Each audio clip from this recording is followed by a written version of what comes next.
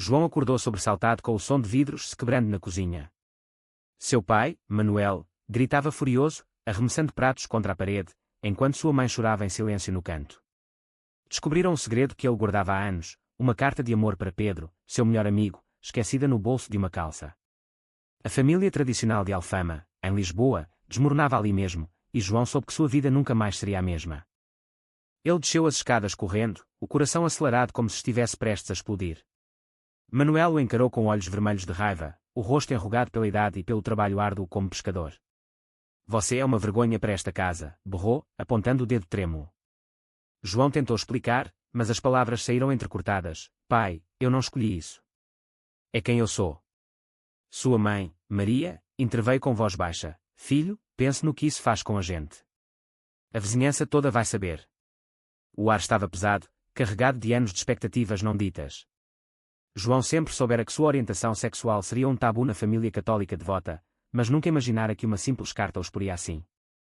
Naquela manhã, em vez de ir para o trabalho na livraria do Chiado, João saiu de casa sem destino.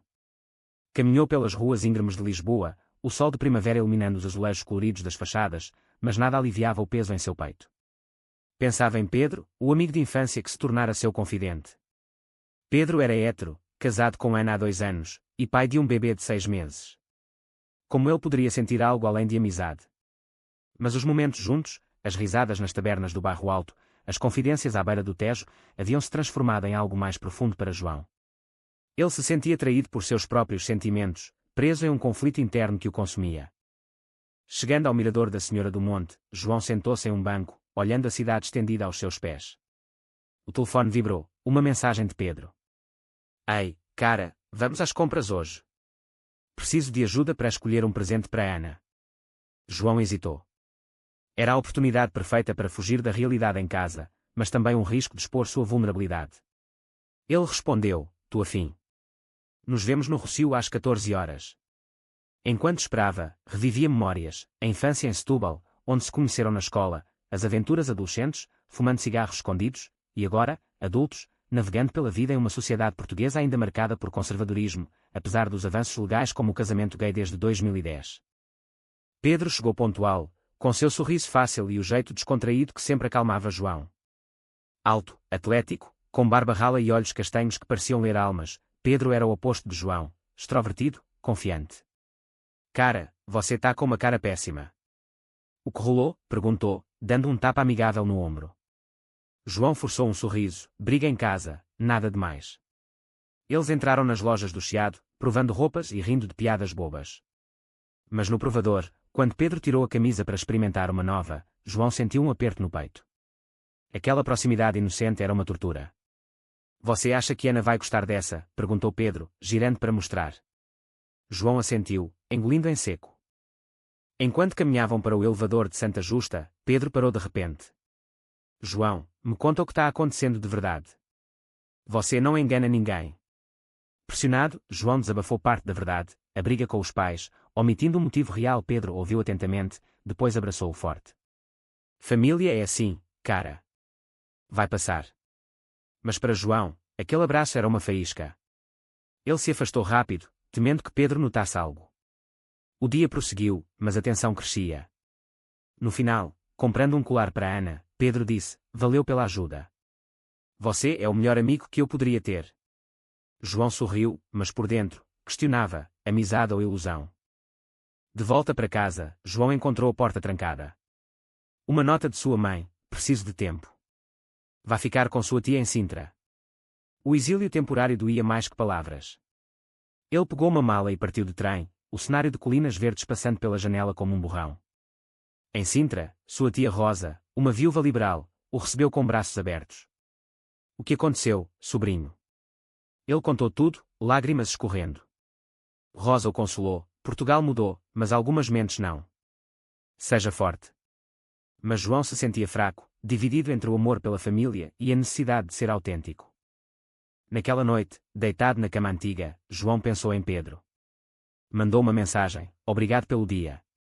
Me ajudou muito. A resposta veio rápida, sempre aqui para você. Boa noite.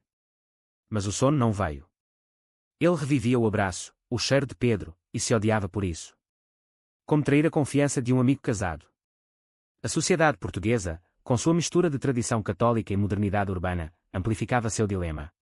Gay em Lisboa era aceitável em círculos progressistas, mas em famílias como a sua, era um pecado. João adormeceu exausto, sonhando com escolhas impossíveis. No dia seguinte, uma ligação de sua mãe: seu pai quer conversar. Volte para casa. O coração de João disparou. Era reconciliação ou confronto final. Ele voltou a Lisboa, o trem balançando como seus pensamentos. Chegando, encontrou Manuel na sala, mais calmo, mas sério. Filho, eu não entendo isso. Mas você é sangue do meu sangue. As palavras eram um alívio parcial, mas o tom carregava julgamento. Maria acrescentou: só não queremos que isso destrua sua vida. João assentiu, mas por dentro, rebelava-se. Aquela aceitação condicional era uma prisão. Enquanto isso, Pedro ligou: ei, vamos sair à noite. Ana está com o bebê na mãe dela. João aceitou, precisando de distração. Eles foram a uma taberna no cais do Sodré, bebendo sagres e conversando sobre tudo. Mas o álcool soltou línguas. Pedro, e se eu te dissesse algo que mudasse tudo? Perguntou João, impulsivo. Pedro riu: diz aí, cara. Nada muda nossa amizade. João hesitou, o momento crítico pairando. Ele engoliu as palavras, mudando de assunto. Mas o quase confissão deixou um rastro de tensão. A noite terminou com Pedro levando para casa de táxi. Cuida de você, disse, apertando sua mão. João subiu as escadas, o coração em conflito. Ele sabia que guardar o segredo o destruía, mas revelá-lo poderia custar a amizade. Na cama, pensou nas pressões sociais, o medo de rejeição, a imagem de masculinidade tradicional em Portugal. Como navegar isso sem se perder? Dias se passaram em uma rotina frágil. João voltou ao trabalho na livraria, recomendando livros a turistas e locais, mas sua mente vagava para Pedro. A família fingia normalidade, mas olhares desviados e silêncios diziam o contrário. Manuel evitava o assunto, focando no futebol do Benfica. Maria rezava mais, como se orações pudessem curar o filho. João se sentia um estranho em sua própria casa, o peso da tradição católica sufocando-o. Uma tarde, Pedro apareceu na livraria. Surpresa! Vamos almoçar. João sorriu, aliviado. Eles foram a um restaurante no Príncipe Real, área gay-friendly de Lisboa, com bandeiras arco-íris tremulando. Pedro não notou, ou fingiu não notar. Conversaram sobre o trabalho de Pedro como engenheiro civil, os desafios da paternidade. Ana está brava comigo ultimamente. Acho que estou falhando como marido, confidenciou Pedro. João ouviu, oferecendo conselhos neutros, mas por dentro, uma voz traidora sussurrava oportunidades. Enquanto comiam pastéis de bacalhau, Pedro perguntou: e você? Alguma namorada à vista? João riu nervoso: não é bem assim. Pedro insistiu: cara, você merece alguém especial. As palavras doeram, destacando a barreira. João mudou de assunto, mas o almoço terminou com uma proximidade incomoda.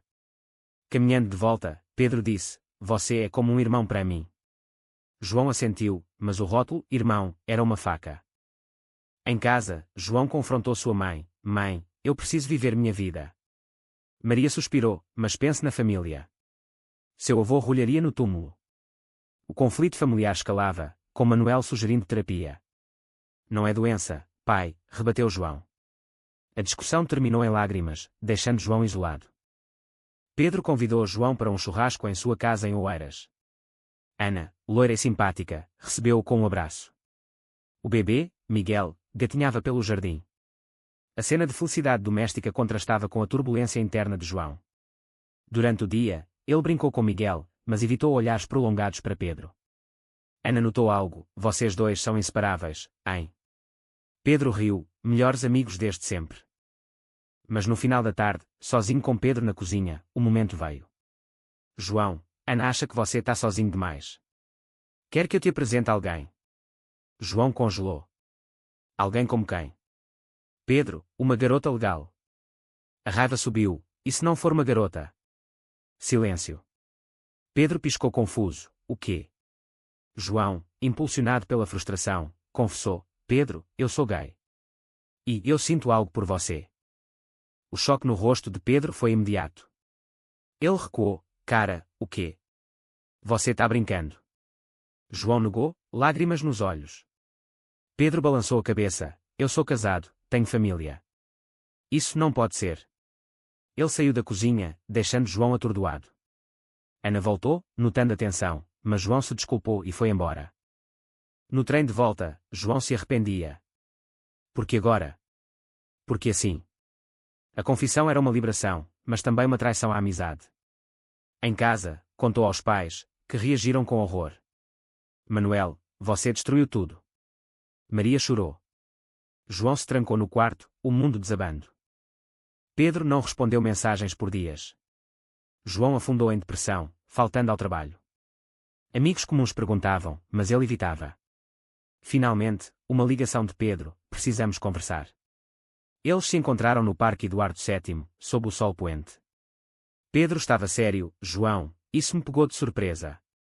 Eu valorizo nossa amizade, mas isso muda tudo. João pediu perdão: não queria te machucar. Pedro admitiu: eu me sinto confuso. Nunca pensei nisso. A conversa revelou camadas. Pedro confessou insatisfações no casamento, questionando sua própria identidade. E se eu não for tão hétero assim? Mas logo recuou: não, eu amo Ana. João ouviu, o coração partido. Eles se despediram com um abraço tenso, prometendo espaço. Dias depois, Ana confrontou João por telefone: o que você fez com meu marido? Ele está estranho. João negou, mas a culpa o consumia.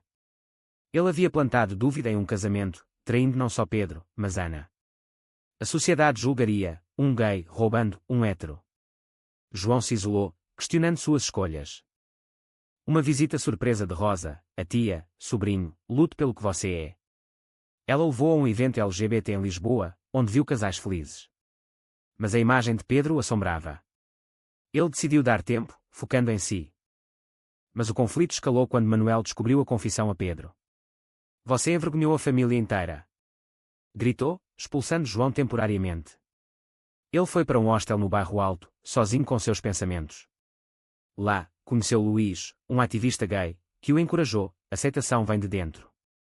Mas João duvidava. Pedro ligou novamente: eu preciso te ver. O reencontro no Castelo de São Jorge foi carregado. Pedro admitiu atração: João, eu penso em você. Um beijo impulsivo selou o momento, mas o arrependimento veio rápido. Isso é errado, disse Pedro, fugindo. João ficou ali, o vento do Atlântico soprando, sabendo que havia cruzado uma linha. O preço da honestidade era alto, amizade em risco, família dividida, e agora, um segredo compartilhado que poderia destruir vidas. As semanas seguintes foram um turbilhão de emoções. João voltou para casa, mas o ar era gélido. Manuel mal falava, Maria rezava rosários infinitos. Ele se jogou no trabalho, recomendando livros sobre identidade e aceitação, encontrando consolo nas páginas. Mas as noites eram assombradas pelo beijo no castelo, um momento de êxtase seguido de vazio. Pedro sumiu do mapa. Mensagens não lidas, chamadas ignoradas. João respeitou o espaço, mas a ansiedade crescia. Ele imaginava cenários: Pedro contando a Ana, o divórcio, a culpa eterna. Ou pior, Pedro negando tudo, voltando à heteronormatividade. Em uma sociedade portuguesa onde o progresso LGBT coexiste com conservadorismo rural, João se sentia um pioneiro involuntário de dor. Uma noite, batidas na porta. Era Pedro, olhos inchados, cheirando a álcool. João, eu não aguento mais. Ele entrou, desabafando. Ana descobriu. Encontrei mensagens antigas no meu celular. O confronto em casa havia sido brutal, Ana chorando, acusando traição emocional. Pedro defendeu: é só confusão, mas Ana exigiu terapia de casal. Agora, ele estava no sofá de um amigo. João o consolou, mas a proximidade reacendeu faíscas. Por que você me beijou? Perguntou João. Pedro, porque eu sinto algo real. Mas eu tenho uma família. O dilema moral os consumia, lealdade ao casamento versus autenticidade. Pedro escolheu voltar para Ana, pedindo perdão. Mas o dano estava feito. No dia seguinte, Ana ligou para João: você destruiu o meu lar. Ele se defendeu: não foi intencional. Mas Ana cortou: fique longe. A traição per se o isolava de círculos comuns. Amigos tomavam lados, alguns apoiavam João, outros viam-no como predador. A família de João piorou. Manuel, ao saber do beijo, explodiu: você é uma desgraça. Ele o deserdou verbalmente, mandando-o embora. João foi para Sintra novamente, com Rosa. Lá, ele refletiu sobre escolhas: confessar foi certo. Ou egoísta? Rosa aconselhou, a verdade liberta, mas dói. Pedro, em terapia, questionava sua bissexualidade reprimida. Sessões revelavam infância rígida, pai machista. Ele contatou João secretamente, eu te amo, mas não posso. Encontros clandestinos começaram, cafés escondidos, passeios noturnos pelo Tejo. Cada toque era uma rebelião, mas o medo de exposição os paralisava. Uma noite, em um hotel discreto em Cascais, eles cederam à emoção, conversando horas sobre sonhos. Pedro, eu poderia deixar tudo. Mas o bebê Miguel o ancorava. João, não sacrifique sua família por mim. O conflito interno de Pedro era palpável, dever versus desejo. De volta a Lisboa, João enfrentou protestos. Um grupo conservador marchava contra a ideologia de gênero, e quando vozes como as de seu pai. Ele se juntou a uma contramanifestação, gritando por direitos, encontrando força na comunidade. Luís, o ativista, tornou-se amigo, oferecendo perspectiva, amor não é errado, sociedade é. Mas a traição veio quando Pedro, pressionado por Ana, negou tudo a amigos. Rumores chegaram a João, Pedro diz que você inventou. O coração de João se partiu. Confrontando Pedro, porquê? Pedro, para salvar meu casamento. A escolha de Pedro era compreensível, mas dolorosa. João afundou em depressão, considerando suicídio em momentos sombrios. Rosa o salvou, levando-o a um terapeuta. Sessões exploraram trauma familiar, autoaceitação. Ele começou a escrever um diário, processando dor. Pedro divorciou-se eventualmente. Ana levou Miguel para o Porto, com a família dela. Pedro, livre mas quebrado, procurou João, eu errei. Mas João, fortalecido, hesitou, você me machucou. O reencontro foi tenso, cheio de acusações. Eles decidiram tentar, mas devagar. Datas em lugares públicos, testando águas. Sociedade observava, olhar julgadores em restaurantes. Família de Pedro, conservadora, rejeitou, você escolheu o pecado, disse o pai. João reconciliou parcialmente com pais. Maria visitou, eu te amo, filho. Manuel relutava, mas cedeu um pouco. O preço era alto, relações fraturadas, mas a autenticidade ganha. Meses se passaram, e a relação de João e Pedro evoluiu em segredo.